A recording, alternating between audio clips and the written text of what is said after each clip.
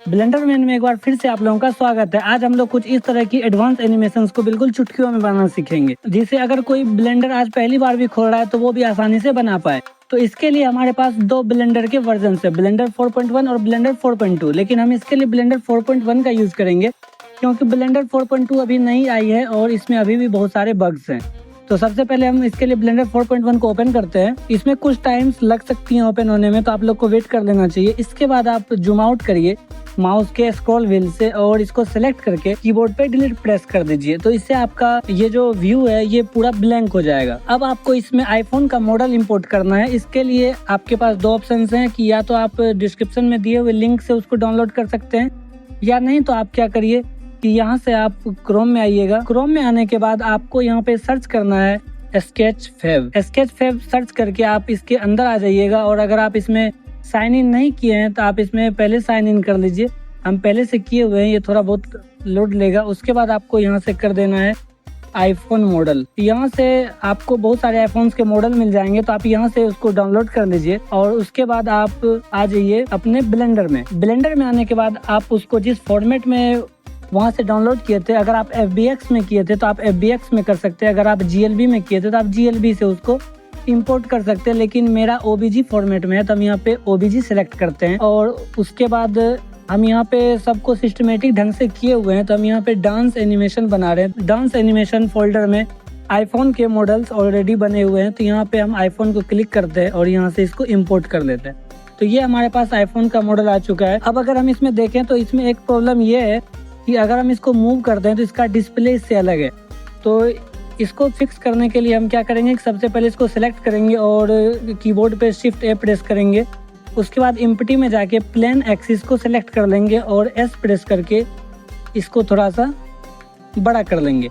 और अब हम इस पूरे को सिलेक्ट करेंगे और उसके बाद कीबोर्ड पे प्रेस करेंगे Ctrl+P और यहाँ पे कीप ट्रांसफॉर्म कर देंगे। इससे होगा क्या कि अब अगर हमको पूरे आईफोन को मूव करना होगा तो हम बस इसको यहाँ पे सिलेक्ट करेंगे और अब ये मेरा पूरा आईफोन मूव हो पा रहा है। अब हम क्या करते हैं कि अब हमारा आईफोन बन चुका है, तो हमको इसका बेस भी बनाना है। तो इसके लिए आप क्या कर सकते हैं कि स्केचफेब से आप टेबल का कोई सा भी मॉडल डाउनलोड कर सकते हैं। मेरे पास ऑलरेडी बना हुआ है, तो हम सबसे पहले तो आईफोन को थोड़ा सा ऊपर कर लेते हैं। ऊपर करने के बाद हम यहाँ से फाइल में जाते हैं और यहाँ इम्पोर्ट, तो हम उस टेबल के मॉडल को GLB फॉर्मेट में डाउनलोड किए हुए थे, तो हमको GLB फॉर्मेट में जाना है और जिस फाइल में मेरा सेव है तो हमको उस फाइल को ओपन कर लेना है। और यहाँ पे मेरा सीन है, तो यही है मेरा टेबल। तो यहाँ पे हमारे पास टेबल आ चुका है। अब हम इसको थोड़ा सा S प्रेस करके स्केल कर लेते हैं। इसके ऊपर हम आईफोन को अच्छे से एडजस्ट कर लेंगे, जिससे 2000 years later। अब हम सबसे पहले यहाँ पे क्लिक करके व्यू पोर्ट सेटिंग में आके इसको हम देख लेते हैं कि ये किस टाइप का दिख रहा है। तो यहाँ पे अगर आप देखिएगा तो ये बहुत सही दिख रहा है। और इस तरह के मूव को करने के लिए आपको क्या करना है कि अगर आपके पास लैपटॉप है फिर तो आप इजीली माउस से तब तो आप इजीली कर पाएंगे अपने अगर आपके पास लैपटॉप है तो आप अपने पैड से कर पाएंगे। लेकिन अगर आपके पास PC है या आप माउस लगा के यूज कर रहे हैं तो आपको क्या करना पड़ेगा कि अगर आप ऑल्ट प्रेस करके उसके बाद लेफ्ट की प्रेस करके करते हैं तो आप कुछ इस तरह की मूवमेंट कर पाएंगे। और अगर आपको इस तरह की मूवमेंट चाहिए तो आपको अल्ट के साथ शिफ्ट प्रेस करना है, तो आप इस तरह की मूवमेंट कर पाएंगे। तो अब क्या करना है कि ये टेबल तो ऑटोमेटिक हमारा पहले से शेडिंग हुआ है, तो हम अब क्या करते हैं कि इस आईफोन को थोड़ा सा शेडिंग कर लेते हैं और इसको ब्लैक कलर दे देते हैं। तो सबसे पहले हम इस आईफोन के साइड को सिलेक्ट करेंगे और यहाँ पे मटेरियल में जाएंगे और वाइट को सिलेक्ट करके वाइट को कम कर देंगे, इतना कम कर देंगे। और इसको थोड़ा इसके मेटालिक को थोड़ा सा बढ़ाएंगे और इसके रफनेस को थोड़ा सा कम कर देंगे, जिससे कि ये मेटल वाला लुक देने लगे।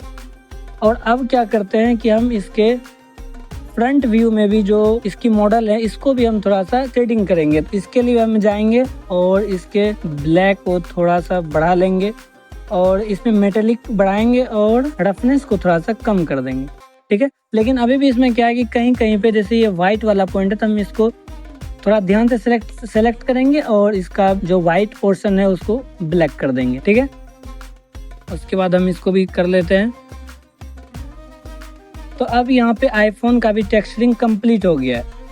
लेकिन ये टेबल थोड़ा सा खाली खाली लग रहा है, तो हम इसके लिए क्या करेंगे कि इसके ऊपर हम कुछ फ्लावर पोट भी देंगे। तो फ्लावर पोट आप स्केचफेब से इजीली डाउनलोड कर पाइएगा, लेकिन मेरे पास पहले से डाउनलोड है, तो हम फाइल में आते हैं इंपोर्ट में। उसके बाद हम फ्लावर पोट को FBX फॉर्मेट में डाउनलोड किए थे, तो हम FBX फॉर्मेट में आएंगे और यहाँ से हम फिर से अपने फोल्डर में जाएंगे। अपने फोल्डर में आने के बाद ये जो वेस FBX है, हम इसी में इसको डाउनलोड किए थे, तो हम इसको सिलेक्ट करते हैं और यहाँ से इंपोर्ट कर लेते हैं। तो और इसको अब यहाँ पे एडजस्ट कर लेते हैं और इसको थोड़ा सा स्केल भी कर लेते हैं। S प्रेस करने पे आप इसको स्केल कर पाइएगा। अब इसका थोड़ा सा एडजस्टमेंट भी हम कर लेते हैं। अब ये थोड़ा सा टेबल खाली खाली सा नहीं लग रहा है, लेकिन अभी भी इसमें वो वाइब नहीं आ रही है कि अभी भी ये फेक ही लग रहा है। तो अब आपको इसको रियल बनाने के लिए क्या है कि ये मेरे पास एड ऑन है एक ब्लेंडर किट करके। आपके अगर ब्लेंडर 4.1 में ये एड ऑन नहीं है तो आप क्या करिएगा, क्रोम पे जाइए। क्रोम पे जाके आप यहाँ से ब्लेंडर किट सर्च करिएगा। ब्लेंडर किट सर्च करने के बाद आप इस में आ जाइएगा और ये बिल्कुल फ्री है, तो आप यहाँ से डाउनलोड ब्लेंडर किट करके आप यहाँ आ जाइए अपने ब्लेंडर में।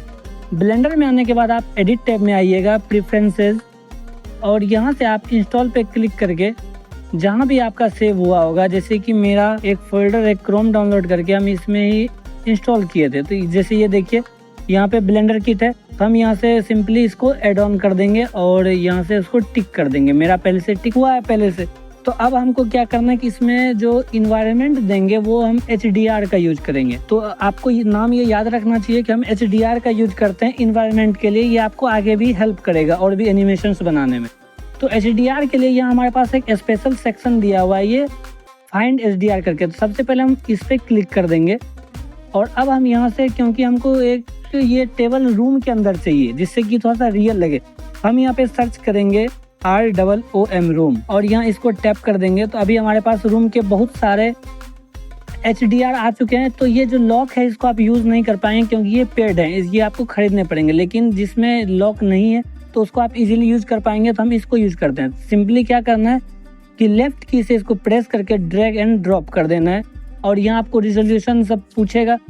तो अगर आपका लो एंड पीसी है तो आप 512 में भी कर सकते हैं। अगर आपका बहुत ज़्यादा ग्राफिक कार्ड हेवी है तो आप ज़्यादा में भी जा सकते हैं। तो हम यहाँ पे 2048 रिजोल्यूशन यूज करेंगे। तो अब हम यहाँ पे इसको ओके कर देते हैं, ठीक है। अभी इसमें कोई चेंजिंग आपको नहीं दिख रहा होगा क्योंकि हम अभी व्यूपोर्ट सेटिंग में है। जब हम इस ऑप्शन पे टैप करते हैं तो अब देखिए ये लग रहा है कि हम किसी रूम के अंदर हैं जहाँ पे ये टेबल रखा हुआ है। तो अब इसमें थोड़ा सा रियल वाला वाइब आ रहा है, लेकिन अभी भी आईफोन का जो डिस्प्ले है वो हमको रियल करना पड़ेगा जिससे कि ये पूरी तरह से आईफोन लगे। इसके लिए क्या करेंगे यार कि सबसे पहले हम इस आईफोन के डिस्प्ले को टैप करके क्लिक करेंगे, टैप करके क्लिक और यहाँ से शेडिंग में आ जाएंगे। शेडिंग में आने के बाद क्या करना है कि आपको बस इसको प्रिंसिपल BSDF पे एक बार लेफ्ट क्लिक करना है और यहाँ पे आपको कीबोर्ड पे प्रेस करना है Ctrl+T। Ctrl+T जैसे आप प्रेस करिएगा तो फिर यहाँ पे आपके पास ऑटोमेटिक ये ऑप्शंस खुल के आ जाएंगे। अब यहाँ से आप ओपन करिए और आपको मैं लिंक दे दूंगा जिससे आप डाउनलोड कर पाएंगे आईफोन का डिस्प्ले। यहाँ पे मेरे पास डाउनलोड है, तो आईफोन के डिस्प्ले को हम इसमें इंपोर्ट कर लेते हैं।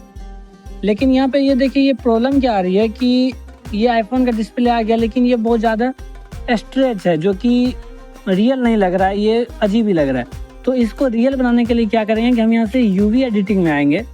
UV एडिटिंग में आने के बाद आपका अगर कर्सर यहाँ है तो आप यहाँ पे A प्रेस करिएगा। इससे क्या होगा कि ये पूरा सिलेक्ट हो जाएगा और यहाँ पे आ जाएगा। आप इसको स्क्रॉल व्हील से डाउन करके आप अब इसको यहाँ पे आपको माउस के कर्सर को लाना है और A प्रेस कर देना। इससे आप इसको पूरे को सिलेक्ट कर पाएंगे और S प्रेस करके सबसे पहले आपको Y डायरेक्शन में इसको स्केल करना है। Y डायरेक्शन में आप जैसे इसको स्केल करते हैं अच्छे से आप स्केल करिए, लेफ्ट क्लिक कर दीजिए, फिर से आप S प्रेस करिए और X डायरेक्शन में इसको मूव करिए।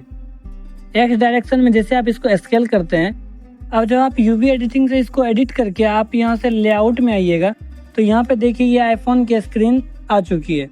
अब हमको इसके ऊपर कैरेक्टर डालना होगा।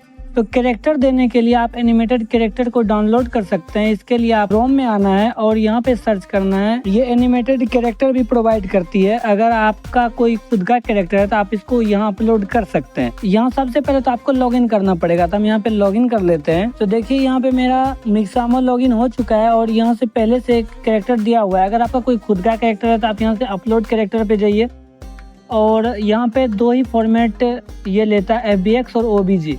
तो आप इसी 2 फॉर्मेट में कोशिश कीजिए कि आप अपने कैरेक्टर को डाउनलोड करें या बनाएं, क्योंकि यही 2 फॉर्मेट इसमें सपोर्ट करता है। तो हम यहाँ तब तक क्या करते हैं कि टेम्प्रोरी हम यहाँ से कोई सा भी डाउनलोड कर लेंगे। डाउनलोड करने के लिए जैसे ये डांसिंग है तो हम इस पर क्लिक करेंगे और देखिए पहले से कर रही है। अब यहाँ पे हम डाउनलोड में जाएंगे और यहाँ सब कुछ सही है, हम विथ स्क्रीन करेंगे और उसके बाद डाउनलोड पे प्रेस करिएगा आप लोग, तो ये डाउनलोड हो जाएगा। इसके अंदर आ जाते हैं और यहाँ से हम इसको इंपोर्ट करेंगे। तो ये FBX फॉर्मेट में हम डाउनलोड किए हुए थे। यहाँ फाइल में आके इंपोर्ट में आएंगे और FBX पे हम क्लिक करके यहाँ से हम अपने डाउनलोड हिप हॉप डांसिंग हम डाउनलोड किया था, हम इसको सिलेक्ट करके यहाँ पे इसको थोड़ा सा ऊपर ले आएंगे। ये नीचे थी बहुत, और इसको हम थोड़ा सा छोटा कर देंगे, इतना।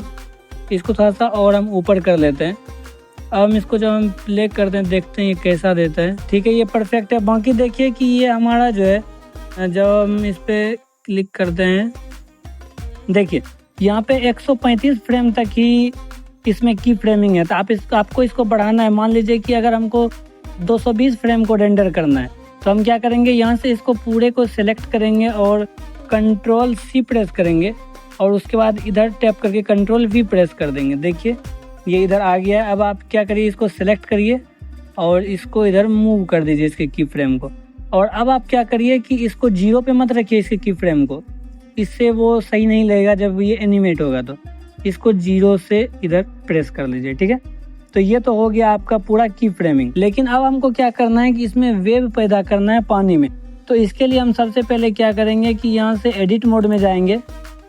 एडिट मोड में जाने के बाद आप यहाँ से राइट क्लिक करके सब डिवाइड करिए और यहाँ पे आप नंबर ऑफ कट्स में 30 प्रेस करके इसको कर लीजिए। उसके बाद आप चले आइए ऑब्जेक्ट मोड में, और ऑब्जेक्ट मोड में आने के बाद आप यहाँ से फिजिक्स में आइए और यहाँ से डायनामिक पेंट को आप इनेबल करिए और ऐड कैनवास करके थोड़ा सा नीचे आ जाइए और पेंट में आके वेब्स पे क्लिक कर दीजिए। ठीक है, उसके बाद आप क्या करिए कि कैरेक्टर को सिलेक्ट करिए। करने के बाद आप यहाँ से डायनामिक पेंट पे आएंगे और यहाँ से कैनवास से हटा के आप ब्रश कर दीजिए और यहाँ से ऐड ब्रश कर लीजिए।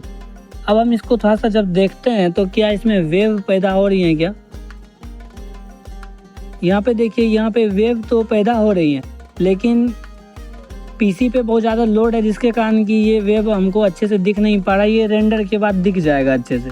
तो देखिए यहाँ पे वेव भी बनना स्टार्ट हो गई है। तो अब बारी आती है यहाँ पे कैमरा को एनिमेट करने की। कैमरा को एनिमेट करने के लिए सबसे पहले आप अपने हैंडल को यहाँ पे 0 पे रख दीजिए। अब ये क्या है कि हेवी हो चुका है हमारा प्रोजेक्ट और ये कभी भी क्रैश कर सकता है। तो आप यहाँ से Ctrl+S प्रेस करके इसको सेव कर लीजिए।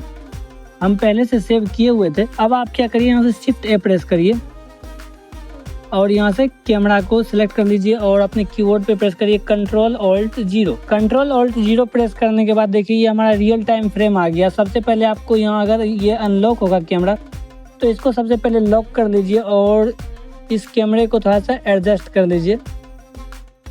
मान लीजिए कि हमको इधर से इसको जूम करना है। कैमरा सेलेक्ट करेंगे। सबसे पहले हम यहाँ पे कैमरे के प्रॉपर्टी में आएंगे। हम इसको 50 से कम करके हम 35 कर लेते हैं जिससे थोड़ा सा वाइड दिखे। ठीक है, अब क्या करना है कि यहाँ से आप आउटपुट में आ जाइए। आउटपुट में आने के बाद क्योंकि हमको ये वीडियो फॉर्मेट में चाहिए तो अगर आपका यहाँ पे PNG होगा तो उससे हटा के आप क्या करिएगा FMPEG वीडियो कर लीजिएगा और यहाँ से बाकी 30 FPS पे हमको रेंडर करना है तो वो सब सही है।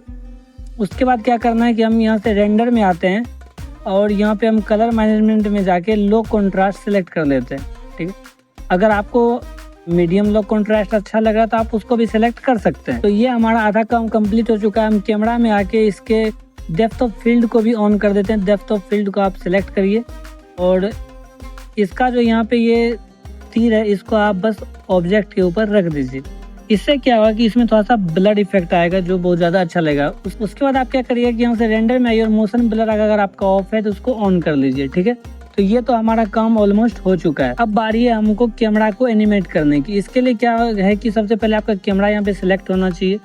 उसके बाद आप यहाँ पे 0 फ्रेम पे क्या करिए कि कीइंग पे आइए और location, rotation, scale and custom property को सिलेक्ट करिए और यहाँ से एक की फ्रेम ऐड कर दीजिए। उसके बाद आ जाइए आप सबसे लास्ट में आने के बाद क्या करिए कि अब आप अपने हिसाब से मान लीजिए कि हमको इसमें बस जूम करना, तो हम यहाँ से सिंपली बस जूम करेंगे और यहाँ से कीइंग में आके बस एक और की फ्रेम ऐड कर देंगे। अब ये क्या होगा कि ये बस जूम होगा, ठीक है।